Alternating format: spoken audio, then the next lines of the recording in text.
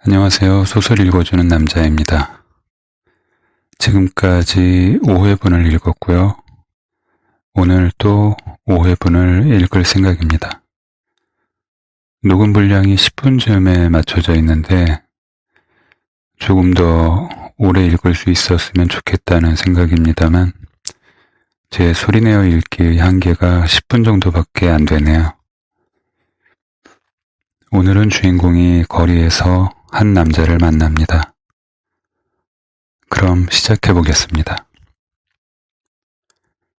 소나기 샹, 지포라이터 말이야. 샹, 터보라이터 말이야. 얼마나 인간적이야. 일회용 라이터 말이야. 바람 불면 꺼지고 말이야. 난데없는 소음에 나는 불현듯 잠에서 깨어난다. 그리고 곧 사람들의 시선에 둘러싸인다. 사람이 아닌 듯 사람의 체온을 잃어버린 차가움을 담은 눈동자들. 나는 냄새난다. 나의 냄새는 독하다. 나는 사람들의 시선을 둘러본다. 그들의 눈동자는 선명하고 튼살처럼 건조하고 냄새가 난다. 독한 냄새. 그 독한 시선에 취해버릴 것만 같다. 사람이 사람을 보는 눈깔이 말이야. 그러면 못 쓰지. 어디선가 거친 소리를 담은 냄새가 흘러나온다. 내 것은 아니다. 적어도 나는 내가 풍기는 냄새를 잘 알고 있다. 나는 내 소변의 냄새와 대변의 냄새를 구분할 수 있다. 내 몸의 냄새도 마찬가지다. 같은 거리에서 지내는 사람들이더라도 모든 각자가 각자의 냄새를 지닌다. 같은 냄새는 존재하지 않는다. 나를 지켜보던 사람들의 시선이 옆으로 이동한다. 마른 눈동자들이 서걱거리며 움직인다. 지난밤 내가 덮고 자던 포장마차는 온데간데 없다. 짙게 깔린 구름 덩어리들 사이로 은빛 태양이 잠시 빛을 뿜다 사라진다. 나는 잠시 그 빛에 눈이 부시고 현기증을 느낀다. 나는 눈을 돌려 사람들의 눈동자를 따라 시선을 옮긴다. 시선이 멈춘 곳에 낯선 누군가가 양은 양동이를 깔고 앉아있다. 양동이를 깔고 앉았더라. 그게 무슨 대수인가? 라고 생각한다. 양동이를 올라탄 남자는 담배를 문 채 일회용 라이터를 연신 켜댄다. 불이 붙지 않는다. 오히려 그의 눈동자가 불 붙은 듯 푹 불다. 얼마나 낭만적이냐 말이야. 바람 불면 꺼지고 말이야. 콧김 불면 꺼지고 말이야. 여전히 그의 담배에는 불이 붙지 않는다. 나는 그를 향해 기어간다. 몸의 모든 뼈마디가 부서질 듯 삐걱거린다. 여기요, 일회용. 나는 주머니에서 라이터를 꺼내 그의 담배에 불을 붙인다. 지켜보던 사람들을 훑어내리던 그의 시선이 나를 향해 방향을 비튼다.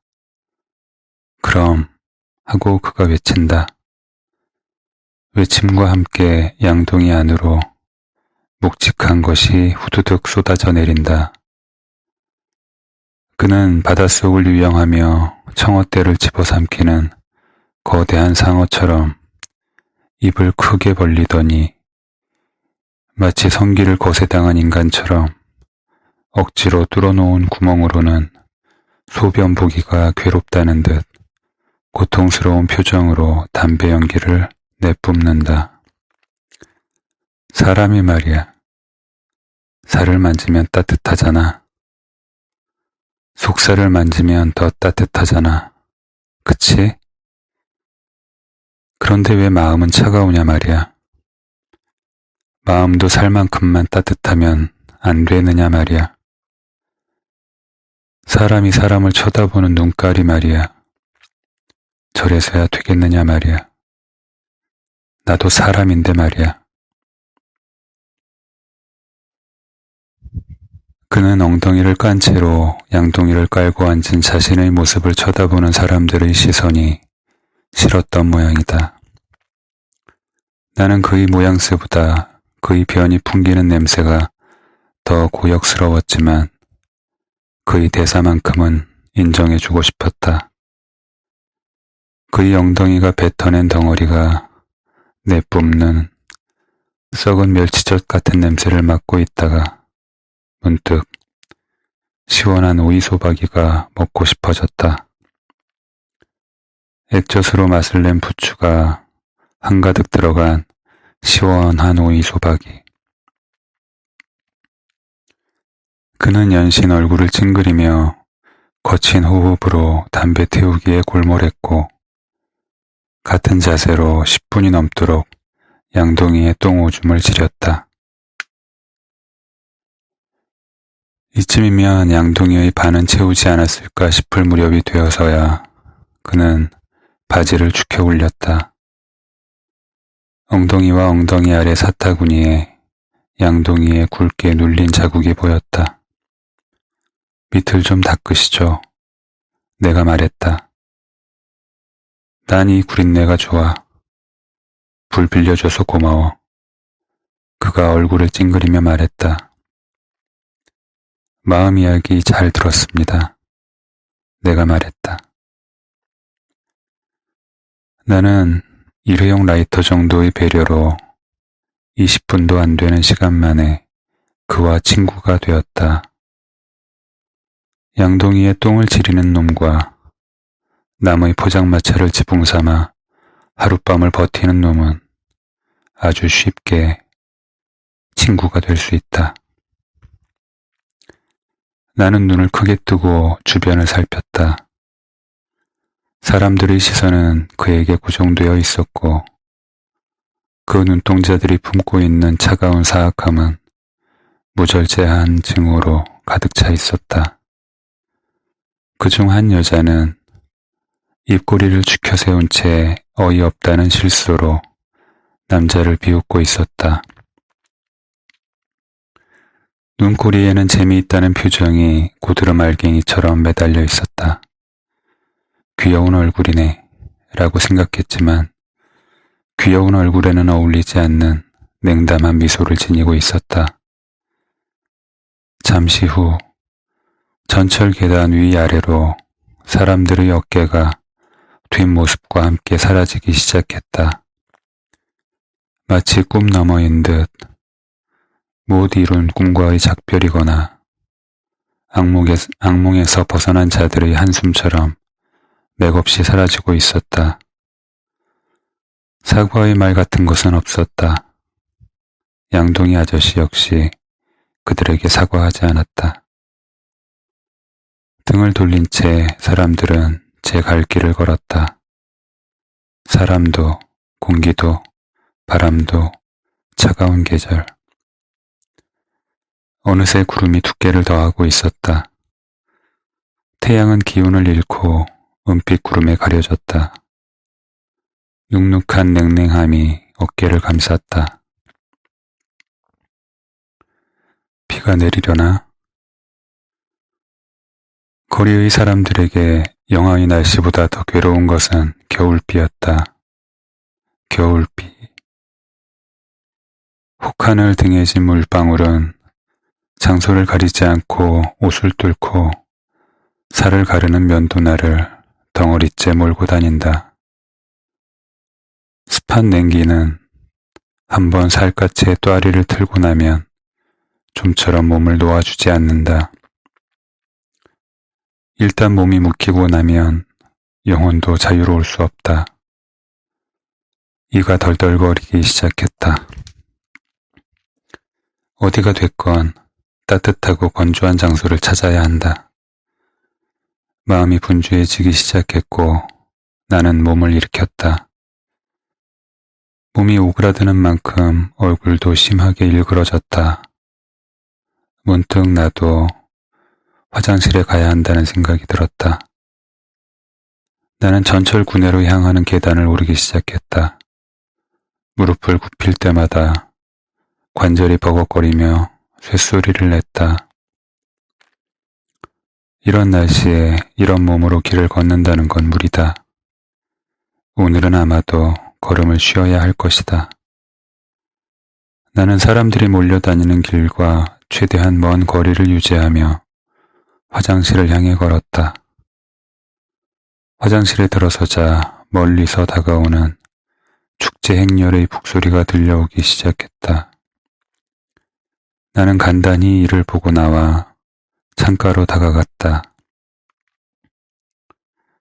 북을 울리는 축제의 행렬은 하늘로부터 내려오고 있었다. 한여름 땡볕 후에 쏟아지는 소나기처럼 맹렬한 기세. 겨울 소나기라. 구름의 두께는 그것이 소나기가 아님을 이야기하고 있었지만 비는 심술궂게도 소나기의 얼굴을 하고 있었다. 떨어지는 빗방울을 멍하니 보고 있는데 순간 등허리를 뚫고 한기가 밀려들었다. 비. 처음 비를 맞은 게 언제였을까? 아주 어릴 때였다. 난 마냥 신기해 했었다. 하늘에서 물이 떨어지다니. 그런데 그냥 떨어지기만 하는 게 아니다. 가만히 맞고 있으면 몸이 젖는다. 몸이 젖으면 춥다. 그냥 춥기만 한 게 아니다. 뼈도 얼고 골수도 얼어붙는 것처럼 춥다. 가을이었다. 따가운 가을 햇볕이 세상을 달구고 있었다. 과일 서리를 하려고 밭을 시야에 두고 덤불 뒤에 쪼그리고 앉아 있었다.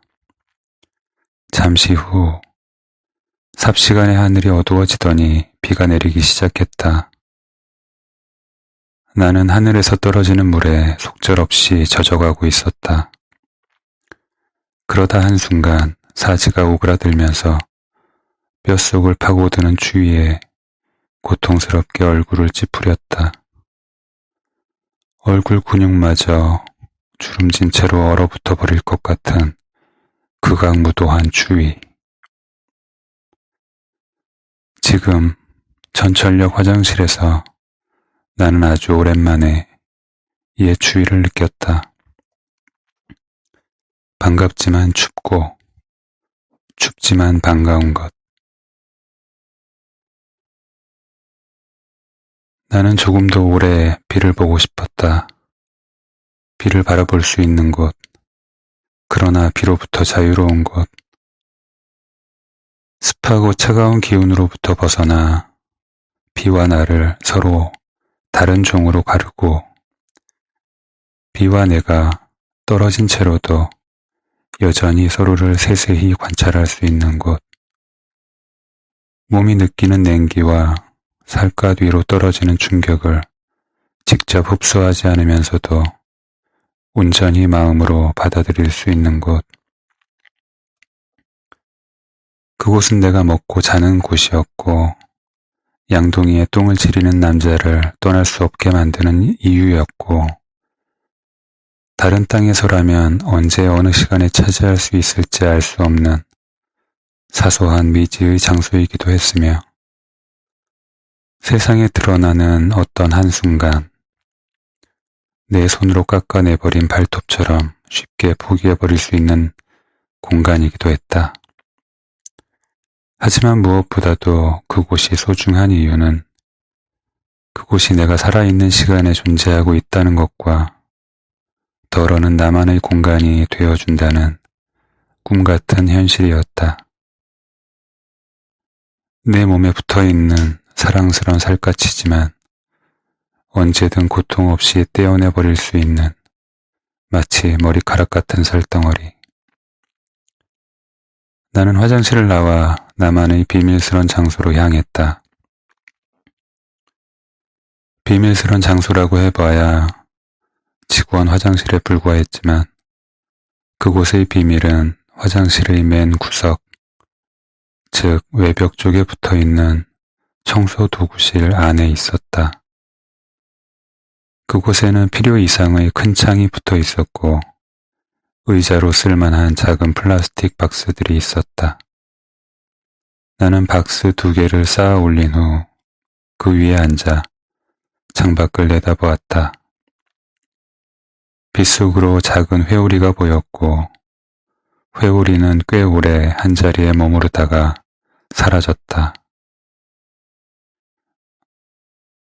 누군가에게는 당연한 듯 오는 것이지만 누군가에게는 기다리고 기다려도 오지 않는 것, 즐거운 식사 시간, 꿈 없이 고요한 수면, 잔잔한 평화, 세상이 멈춘 듯 고요하고 안락한 평화.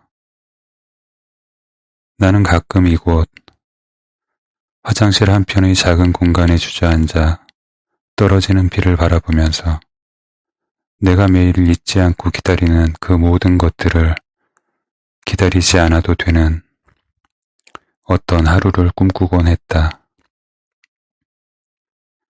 그것은 물론 내가 내 존재를 끝까지 숨기지 못한 채 직원들에게 덜미가 잡혀 전철 역사 밖으로 쫓겨나기까지의 짧은 순간이지만 꿈꾸는 것만으로도 행복했고 가끔 마음에 쌓인 오물을 걷어내고 맑은 평화를 얻는 순간이기도 했다. 사람들은 보통 행복은 행복으로 마감될 것이라고들 생각하지만 가끔은 행복마저도 극복되어야 할 장애물로 다가올 때가 있다. 행복은 늘 행복으로 시작됨과 동시에 스스로 일정 분량 이상의 상처와 파손 혹은 분실의 고통을 수반하기 때문이다. 사람들은 곧 불행을 몰고 올 행복 혹은 곧 행복을 몰고 올 불행을 섬세하게 지켜보고 느끼기도 전에 불행이 주는 고통과 행복이 주는 달콤함에 빠져 헤어나오지 못할 때가 많다. 오늘의 바람과 비는 더없이 사랑스럽다.